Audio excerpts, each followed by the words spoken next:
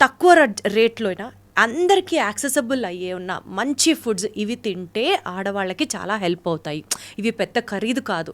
అంటే ఏదో ఒక సూపర్ న్యాచురల్ ఫుడ్ మనకి ఎక్కడా లేకుండా ఒక సూపర్ బజార్లో మాత్రమే అవైలబుల్ ఉంది, ఇది ఇంపోర్ట్ చేసుకోవాలి మనం వేరే దేశం నుంచి, అలాంటి ఫుడ్స్ కాకుండా basic foods accessible to everybody but yet they do a marvellous job అనుకునేవేంటి?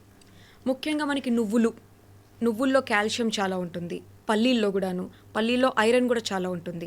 And మన మోస్ట్ ఇగ్నోర్డ్ ఫుడ్స్ ఆకుకూరలు అంటే ఒక్కసారి పాలకూర పప్పు చేస్తే అదే చాలా ఎక్కువ ఐరన్ అనుకుంటారు. No, your iron content is there even in your పుదీనా, కొత్తిమీర్, కరివేపాక్, పాలకూర, మెంతికూర, ఇలాంటి గ్రీన్ లీఫీ వెజిటబుల్స్ అన్నీ ఎవ్రీడే ఏదో ఒక పూటలో ఏదో ఒక కూరలోనో పప్పులోనో దాన్ని కలుపుకొని ఎక్కువ శాతంలో తీసుకోవడము.